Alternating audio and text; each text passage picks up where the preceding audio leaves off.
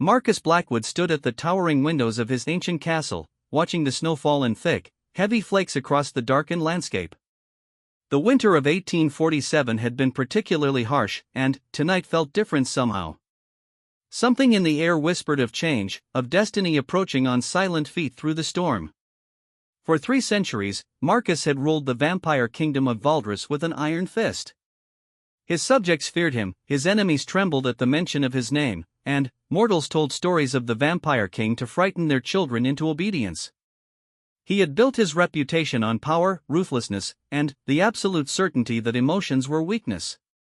Love was a luxury he could not afford, compassion a vulnerability he had long since carved from his heart. The castle's great hall echoed with emptiness as Marcus paced its length, his footsteps the only sound breaking the oppressive silence. Tapestries depicting battles long forgotten hung from the walls, and the portraits of his ancestors seemed to watch him with knowing eyes. Each painting told a story of power maintained through fear, of a bloodline that had never known the softness of mercy. Outside, the storm intensified. Wind howled through the mountains, rattling the ancient windows and sending shadows dancing across the stone floors. Marcus had weathered countless storms in his long existence, but this one felt ominous, as if the very elements were conspiring to deliver something unexpected to his doorstep. Elena Morrison clutched her 7-year-old daughter Sarah closer to her chest as they stumbled through the deep snow. Their carriage had broken down miles from any village, the driver thrown when the horses spooked at something unseen in the darkness. Now they were alone, lost in the wilderness with night falling fast and the temperature dropping dangerously low. Elena's husband had died 6 months ago in a mining accident, leaving her and Sarah with nothing but debts and the clothes on their backs. They had been traveling to her sister's home in the next province, hoping to start fresh, but now it seemed they might not survive the journey. Sarah's small body shivered uncontrollably despite being wrapped in Elena's thick cloak, and her lips were turning blue from the cold. "Mama, I'm so cold," Sarah whispered, her voice barely audible over the howling wind. "Are we going to be okay?" Elena fought back tears as she pressed a kiss to her daughter's forehead. The truth was, she didn't know. They had been walking for hours, and there was no sign of shelter anywhere. The snow was getting deeper, and Sarah's small legs couldn't carry her much further. Elena's own strength was failing, but she couldn't give up. She wouldn't let her daughter die in this frozen wasteland. Through the swirling snow, Elena caught sight of something that made her heart leap with desperate hope. In the distance, barely visible through the storm, stood the dark silhouette of a massive castle. Lights flickered in some of the windows, promising warmth and shelter from the deadly cold. Elena didn't care who lived there or what dangers might await them inside. Her daughter needed help, and this was their only chance. Marcus felt the presence of mortals long before they reached his gates. Their heartbeats called to him through the storm, weakened, fluttering with exhaustion and fear. He considered ignoring them, letting the night claim 2 more insignificant human lives. It would be the practical thing to do, the safe thing. Mortals brought complications, questions, emotions he preferred to avoid. But something about their approach intrigued him. Most humans fled from his castle, warned away by centuries of dark legends. These 2 were coming toward it, seeking entry rather than escape. Curiosity, that dangerous emotion he thought he had conquered, stirred in his chest like a long-dormant flame suddenly given air. The great doors of the castle opened as Elena collapsed against them, Sarah unconscious in her arms. Marcus stood in the doorway, his tall figure backlit by the warm glow from within. Elena looked up at him with eyes filled with desperation, and, in that moment, something passed between them that neither could have anticipated. "Please," Elena gasped, her voice breaking with exhaustion and fear. "Help her, Daddy!" The girl begged. "My daughter, she's dying from the cold. I know you don't know us, but, please, I'm begging you. Don't let her die." Marcus stared down at the woman and child, his ancient heart stirring in ways it hadn't for centuries. The little girl's face was pale as porcelain, her breathing shallow and rapid. Without thinking, without considering the consequences, Marcus stepped forward and lifted the child into his arms. Her small body was frighteningly cold, like holding a delicate ice sculpture that might shatter at any moment. "Bring them inside," he commanded his servants, his voice carrying the authority of centuries of rule. Quickly! As Marcus carried Sarah through the castle's halls, Elena stumbling behind them, he couldn't shake the feeling that this snowy night would change everything. The walls that had witnessed his transformation from man to monster now watched as something equally profound began to unfold. The vampire king who had ruled through fear for 300 years was about to discover what it meant to care for someone more fragile than a snowflake, more precious than all the power he had accumulated over his long existence. The servants prepared the finest guest chambers, building roaring fires and gathering thick blankets and warm clothes. Marcus laid Sarah gently on the bed, his cold hands trembling slightly as he brushed a strand of dark hair from her forehead.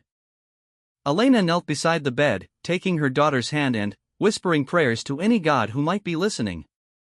Dr. Henry Whitmore arrived within the hour, summoned by Marcus's urgent message. The elderly physician had served the supernatural community for decades, asking no questions and keeping all secrets. As he examined Sarah, his expression grew increasingly grave. "She's severely hypothermic," he told Marcus and Elena quietly. "Her body temperature is dangerously low. We need to warm her slowly, carefully. Too fast, and we could send her into shock." Marcus found himself pacing the room like a caged wolf, every instinct screaming at him to do something, anything, to help the dying child. This was new territory for him, this helpless feeling in the face of someone else's suffering. For centuries, he had been the master of life and death, but now he was powerless to save one small girl who had stumbled into his world. Elena never left Sarah's bedside, holding her daughter's hand and telling her stories about the life they would build together once she recovered. Marcus watched this display of maternal devotion with fascination and something that might have been envy. When had anyone ever loved him with such fierce, unconditional dedication? As the night wore on, Sarah's condition began to stabilize. Her breathing became less labored, and some color returned to her cheeks. Dr. Whitmore pronounced her out of immediate danger, though she would need days of rest and warmth to fully recover. "Thank you," Elena said to Marcus as dawn approached, tears streaming down her face. "I don't know who you are or why you helped us, but you saved my daughter's life. I can never repay that debt." Marcus looked at her, this mortal woman who had burst into his carefully ordered world and turned it upside down in a single night. "You owe me nothing," he said quietly. "Rest now. Both of you are safe here." But, even as he spoke the words, Marcus knew that safety was a relative concept in his world. He was the vampire king, ruler of creatures that fed on human blood and thrived in darkness. Elena and Sarah were mortals, fragile and innocent, everything his kind was taught to see as prey rather than people to protect. As he retired to his chambers as the sun rose, Marcus couldn't stop thinking about the moments Sarah had opened her eyes briefly during the night. She had looked at him without fear, despite his intimidating appearance and the obvious power that radiated from him. In her innocent gaze, he had seen not the monster he believed himself to be, but something else entirely. The vampire king who had ruled through terror for 3 centuries fell into his death-like sleep with the echo of Elena's desperate plea ringing in his ears. "Help her, Daddy," she had begged, and somehow, in that moment of crisis, he had chosen compassion over cruelty, mercy over malice. Neither Marcus nor Elena could have known that this single act of kindness would set in motion events that would challenge everything they believed about themselves, about their worlds, and about the possibility of love existing between the darkness and the light. The snowy night that had brought them together was just the beginning of a story that would test the very foundations of the supernatural world and prove that even the coldest hearts could learn to beat with warmth again. 3 weeks had passed since that fateful snowy night, and Marcus Blackwood found his carefully structured existence completely transformed. Sarah Morrison had recovered fully from her brush with death, her laughter now echoing through halls that had known only silence for decades. Elena had proven herself to be a remarkable woman, intelligent and kind, with a strength that impressed even the ancient vampire king. What should have been a brief stay while Sarah recovered had somehow become something more permanent. Elena had nowhere else to go, no family except the sister who lived too far away to reach safely in winter. Marcus found himself making excuses to keep them at the castle, telling himself it was merely practical to wait for better traveling weather. The truth was far more complicated. For the first time in 3 centuries, Marcus felt alive in ways that had nothing to do with the supernatural power coursing through his veins. Sarah's innocent questions about his library, his art collection, and the history of the castle had awakened something in him he thought was long dead. Elena's gentle presence brought warmth to rooms that had been cold for far too long. But their growing closeness hadn't gone unnoticed by others in the supernatural world. Lord Victor Drackle, Marcus's ancient rival and the leader of a faction that believed vampires should rule over mortals completely, had learned of the human guests at Blackwood Castle. Victor saw this as weakness, an opportunity to challenge Marcus's authority and seize control of the vampire kingdom. Catherine Thorne, Marcus's former lover and a vampiress of considerable power, arrived at the castle on a cold February evening. She swept into the great hall like a storm herself, her beauty as deadly as it was captivating. Catherine and Marcus had shared a passionate relationship 2 centuries ago, but her cruelty and ambition had eventually driven them apart. "So the rumors are true," Catherine said, her voice dripping with disdain as she surveyed the warm, lived-in feeling the castle had taken on. "The mighty vampire king has taken in mortal pets." Marcus felt his jaw clench as Sarah, who had been playing quietly by the fire, looked up at Catherine with wide, curious eyes. Elena, sensing tension, moved protectively closer to her daughter. "They are my guests, Catherine," Marcus said carefully. "And you will treat them with respect." Catherine laughed, the sound sharp as breaking glass. "Guests? How delightfully naive. Tell me, Marcus, do your guests know what you really are? What you do when the sun sets and hunger calls?" The question hit Marcus like a physical blow. In the weeks Elena and Sarah had been with him, he had managed to maintain his humanity around them, feeding discreetly and ensuring they never witnessed the darker aspects of his nature. But Catherine's presence threatened to shatter the peaceful world he had built around his newfound family. "Mama," Sarah whispered, tugging on Elena's dress. "Who is the angry lady?" Elena's protective instincts flared as she saw the cold calculation in Catherine's eyes. She had sensed from the beginning that there was something different about Marcus, something otherworldly and powerful, but she had chosen to focus on his kindness rather than her suspicions. "Catherine, perhaps we should speak privately," Marcus said, his voice carrying a warning that made several servants quickly exit the room. "Oh, but I think your mortal friends should hear this," Catherine continued, ignoring his request. "They should know what manner of creature has been playing house with them." "Shall I tell them about the villages you've destroyed, Marcus? The lives you've taken? The blood that stains those hands that have been so gentle with their little girl?" Elena felt the blood drain from her face as pieces of a puzzle she hadn't wanted to solve suddenly clicked into place.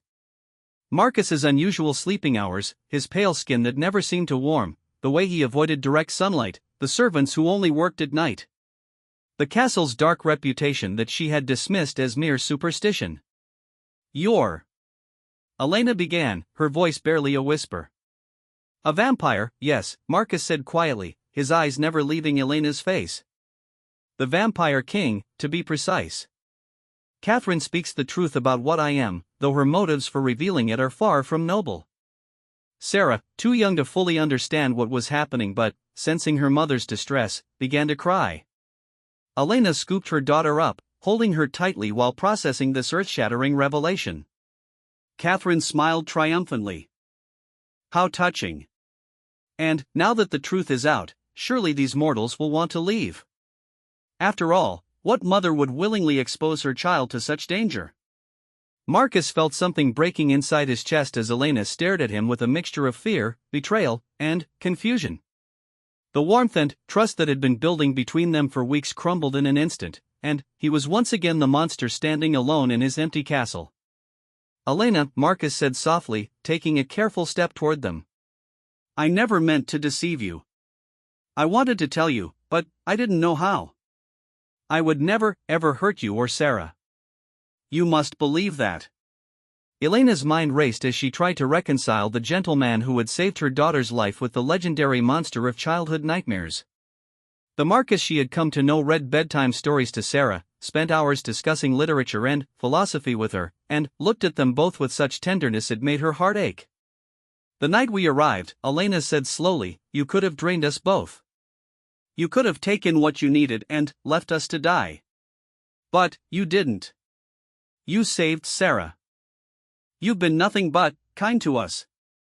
Catherine's expression darkened. How wonderfully naive. Do you think kindness erases centuries of killing? Do you think pretty words can wash away rivers of blood? Enough, Catherine, Marcus snarled, his vampire nature finally showing as his eyes flashed with supernatural fire. You've made your point. What do you want? Victor sends his regards, Catherine said with a cruel smile. He's called a gathering of the Council of Shadows for tomorrow night. It seems there are concerns about your fitness to rule. Some believe that a king who harbors mortals in his castle, who shows them mercy and affection, has become too weak to lead our kind. The Council of Shadows was the governing body of the vampire world, comprised of the oldest and most powerful vampires from across the globe. A gathering of the full council was rare and usually meant significant political upheaval was brewing. Let them come, Marcus said, though Elena could see the worry in his eyes. I've faced challenges before. Not like this, Catherine warned. Victor has been building support for months. Many believe it's time for new leadership, someone who remembers what it means to be a predator rather than a protector. After Catherine's departure, an uncomfortable silence settled over the castle. Sarah had fallen asleep in Elena's arms, exhausted by emotions she didn't fully understand. Elena sat by the dying fire, staring at Marcus as if seeing him for the first time. How old are you? She finally asked. 347 years, Marcus answered honestly.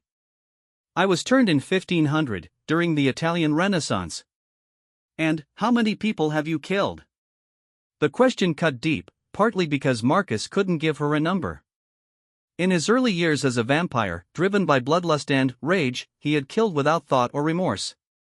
Later, as he gained control, he had killed when necessary to protect his territory or his people. He had tried to be more selective in recent decades, but his hands were far from clean. Too many, he said quietly. I won't lie to you, Elena. I'm not human. I never will be. But the man you've come to know these past weeks, the one who cares about you and Sarah, that's real too. Elena looked down at her sleeping daughter, so small and innocent in her arms. When you saved Sarah that night, when you chose to help us instead of doing what your nature might have demanded, why did you make that choice? Marcus moved closer, kneeling beside her chair. Because in that moment, looking at her dying in the snow, I remembered what it felt like to care about someone more than myself. I hadn't felt that in centuries. You and Sarah brought something back to life in me that I thought was gone forever. The council meeting tomorrow, Elena said softly. What will happen?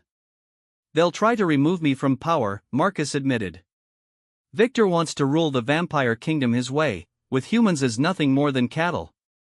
If he succeeds. Marcus didn't need to finish the thought.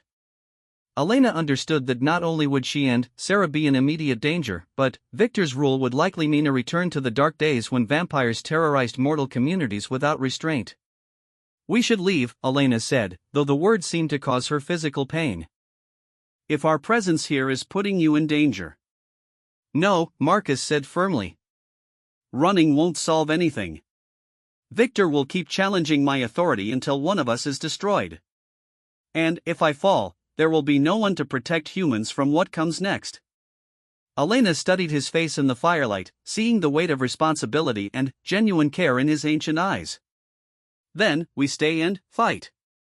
Elena, you don't understand the forces we're dealing with. These are creatures older and more powerful than you can imagine. Maybe not, Elena said, shifting Sarah gently in her arms. But I understand that you've shown us nothing but kindness and protection. I understand that you're willing to risk everything to keep the world safe from monsters worse than yourself. And I understand that despite what you are, you're also the man who reads bedtime stories to my daughter and makes her laugh. Marcus stared at her in amazement. You're not afraid of me? Elena was quiet for a long moment, considering her answer carefully. I'm terrified, she finally admitted. But not of you. I'm afraid of losing this, of having to go back to a world where Sarah and I are alone and struggling to survive. I'm afraid of what happens to innocent people if someone like Victor gains power. But, I'm not afraid of Marcus Blackwood, vampire or not. As dawn approached and Marcus prepared to retire to his chambers, Elena made a decision that would change everything. Tomorrow night, when the council meets, I want to speak to them. Absolutely not, Marcus said immediately. These creatures would see you as nothing more than food. I won't risk your life. You once told me that emotions were weakness, Elena said, remembering one of their conversations. But, caring about Sarah and me hasn't made you weaker, has it? It's made you stronger. Made you remember why protecting innocent people matters. Marcus realized she was right. His love for Elena and Sarah hadn't diminished his power, it had given him something worth using that power for. But, the thought of putting them in danger made every protective instinct scream in protest. Trust me, Elena said softly, reaching out to touch his face. Her warm hand against his cold skin sent shock waves through his entire being. Let me help you save the world we've built together. In that moment, Marcus understood that the greatest battle of his long existence wasn't going to be fought with supernatural powers or ancient magic. It was going to be won or lost on the strength of the love that had grown between a vampire king and the mortal family who had taught him what it meant to be human again.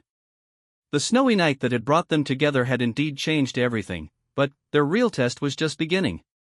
The Council of Shadows convened at midnight in the vast underground chamber beneath Blackwood Castle. 13 of the most powerful vampires in existence sat in a circle of ornate chairs, their ancient faces lit by flickering torches that cast dancing shadows on the stone walls. The air thrummed with supernatural energy and barely contained violence. Lord Victor Drackle sat directly across from Marcus, his pale eyes gleaming with ambition and malice. At nearly 500 years old, Victor was one of the few vampires present who predated Marcus's rule. To his left sat Countess Isabella Bathory, whose reputation for cruelty was legendary even among their kind. To his right was Lord Alexander Corvinus, ancient and calculating, whose support could sway the entire council. Marcus entered the chamber with Elena and Sarah at his side, causing a ripple of shock and outrage among the assembled vampires. Several hissed at the presence of mortals in their sacred space, while others leaned forward with predatory interest. This is unprecedented, declared Elder Lucian Ashford, the oldest vampire present at nearly 800 years. Mortals have never been permitted in a council gathering. Unprecedented times call for unprecedented measures, Marcus replied calmly, though Elena could feel the tension radiating from him. Elena Morrison and her daughter Sarah are under my protection. Victor rose from his chair with fluid grace, his voice dripping with disdain. And there we have the heart of our problem. The Vampire King speaks of protection rather than dominion. He harbors humans as pets rather than treating them as the food source they are. Sarah pressed closer to her mother, frightened by the cold hatred in Victor's voice. Elena placed a protective hand on her daughter's shoulder, drawing strength from Marcus's presence beside them. For 3 centuries, Victor continued, beginning to pace around the circle, Marcus Blackwood has ruled our kind with what he calls wisdom and restraint. But, look where this so-called wisdom has led us. We hide in shadows, feeding carefully, limiting ourselves, all to avoid upsetting the mortal world. We are apex predators reduced to scavenging, gods pretending to be mice. Several council members murmured in agreement. Countess Isabella smiled coldly. The old ways were better. When humans knew their place as our prey, when fear kept them in line. The old ways brought witch hunts and vampire hunters, Marcus countered. They brought near extinction to our species. My rule has kept us safe while allowing us to thrive. Safe but weak, Victor spat. You've forgotten what we are, Marcus. But your pathetic attachment to these mortals proves just how far you've fallen. Elena felt Marcus tense beside her, but before he could respond, she stepped forward. The chamber fell silent as every vampire's attention focused on her with predatory intensity. May I speak? Elena asked, her voice steady despite the terror coursing through her veins. Victor laughed harshly. The cattle wishes to address the council. How amusing. Let her speak, said Lord Alexander suddenly, his ancient voice carrying weight. I am curious to hear what wisdom mortal livestock might offer. Elena ignored the insults, focusing instead on the faces around her. These were creatures of immense power and age, beings who had seen empires rise and fall. But, beneath their supernatural abilities, she sensed something familiar, the same fears and desires that drove all intelligent beings. You speak of strength and weakness, Elena began, addressing the entire council. But, you're wrong about what makes someone powerful. Marcus could have killed my daughter and me that snowy night 3 weeks ago. It would have been easy for him. We were defenseless, dying, no threat to anyone. Several vampires shifted uncomfortably at the reminder of Marcus's mercy. Instead, he chose to save us. Not because he was weak, but because he was strong enough to choose compassion over cruelty. And, in doing so, he gained something more valuable than any amount of fear or dominion. And, what might that be? Victor asked mockingly. Loyalty, Elena replied simply. Not the kind born of terror, but the kind that grows from respect and love. Look around this chamber. How many of you would die for Victor? How many would sacrifice everything to protect him? The question hung in the air like a challenge. Several council members exchanged glances, and Elena saw doubt flickering in their ancient eyes. Now ask yourselves, Elena continued, how many people would die to protect Marcus? How many would stand with him not because they feared him, but because they believed in him? I'm here, risking my life and my daughter's life, not because he commands it, but because I choose to stand with him. Victor's expression darkened. Pretty words from prey trying to avoid the slaughter. But words won't change what you are. You're right, Elena agreed. I am human. I'm mortal, fragile, and, by your standards, weak. But, I'm also something you'll never be. And, what is that? Countess Isabella asked, her voice dripping with condescension. Necessary, Elena said firmly. You need us more than we need you. Without humans, what are you? What purpose do your long lives serve? You can rule through fear, turn the world into a hunting ground, but, then, what? You'll be kings of nothing, ruling over a wasteland of terror with no beauty, no growth, no hope. Elder Lucian leaned forward, intrigued despite himself. Continue. Marcus understands something you've forgotten, Elena said, looking around the circle. Power isn't about how much fear you can inspire. It's about what you can protect, what you can nurture, what you can build. Under his rule, vampire kind has not just survived but flourished. You've developed art, culture, philosophy. You've become more than just predators. Sarah, who had been silent throughout the exchange, suddenly stepped forward. Mr. Marcus reads me stories, she said in her clear, childish voice. He's not scary. He's kind. The simple innocence of the statement sent shock waves through the chamber. Here was a human child, completely vulnerable and trusting, defending the vampire king to a room full of monsters. Victor snarled in frustration. This proves nothing. The child is too young to understand the danger she's in. Is she? Marcus asked quietly, speaking for the first time since Elena's address began. He knelt down to Sarah's level, his expression gentle. Sarah, do you know what I am? Sarah nodded solemnly. You're different from other people. But, you're not mean. You saved me when I was cold, and you make Mama smile. Marcus stood and faced the council. This child knows exactly what I am, and she isn't afraid. Not because she's naive, but because I've proven to her that being different doesn't mean being evil. That's the future I'm offering our kind, not an end to what we are, but an evolution beyond what we were. Lord Alexander rose slowly, his ancient joints creaking. In my 8 centuries of existence, I have seen our kind at their worst and their best. I have watched us nearly destroy ourselves with unchecked bloodlust, and I have seen us rise to create wonders that rival the greatest human achievements. He walked slowly around the circle, studying each face.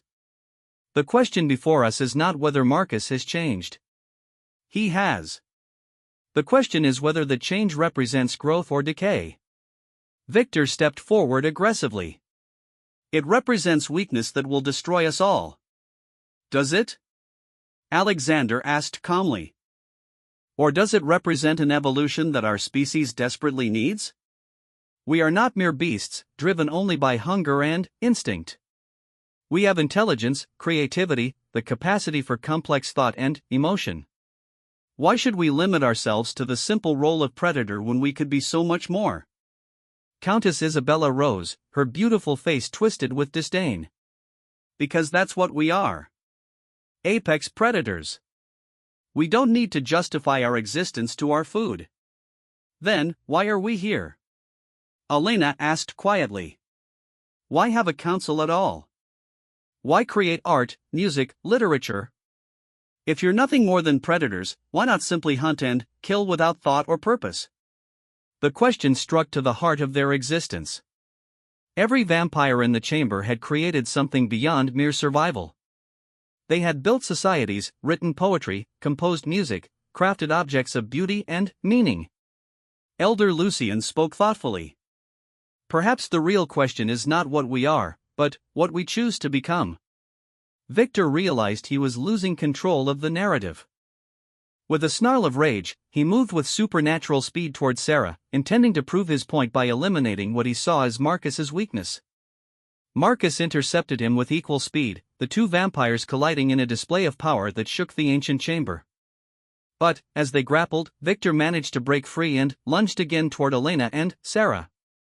What happened next surprised everyone, including Elena herself.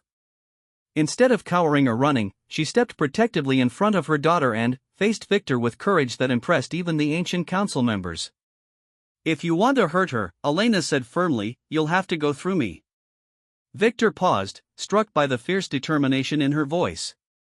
Here was a mortal woman, completely outmatched and certain to die, willing to sacrifice herself for her child. It was a display of love and courage that resonated even with the coldest hearts in the chamber. Marcus used Victor's momentary hesitation to strike, sending his opponent crashing into the stone wall. When Victor rose, his face was contorted with fury and desperation. You see how she corrupts him? Victor raged. He fights for mortals instead of his own kind. No, said Lord Alexander firmly. He fights for the future instead of the past. The tide had turned. One by one, the council members began to declare their continued support for Marcus's rule. Even some who had initially seemed sympathetic to Victor recognized that the old ways offered nothing but stagnation and eventual destruction. When the vote was called, it was decisive. 10 of the 13 council members reaffirmed Marcus as their king. Only Victor and 2 others dissented. Victor's face went white with rage and humiliation. This isn't over, Marcus. There are others who share my vision. We will not let you turn our proud race into pets for mortals. Then, you choose exile, Marcus said sadly. I take no joy in this, Victor. We were friends once. We were never friends, Victor spat. And, when I return, it will be with an army. As Victor and his supporters left the chamber, Elena felt a mixture of relief and apprehension. They had won this battle, but the war for the soul of vampire kind was far from over. Lord Alexander approached Marcus as the council began to disperse. You've chosen a difficult path, my old friend. But perhaps it's the right one. Time will tell, Marcus replied. But, for now, we've bought ourselves the chance to find out. As they returned to the castle's main levels, Sarah running ahead to play while the adults talked, Elena found herself alone with Marcus for the first time since the truth about his nature had been revealed. What happens now? She asked. Marcus looked out the window at the dawn breaking over the mountains. For the first time in weeks, he wasn't retreating to his chambers to escape the sunlight. Instead, he had learned to use heavy curtains and careful positioning to enjoy the morning hours with Elena and Sarah. Now we build the future we fought for tonight, he said. It won't be easy. There will be challenges, resistance, probably more attempts to remove me from power.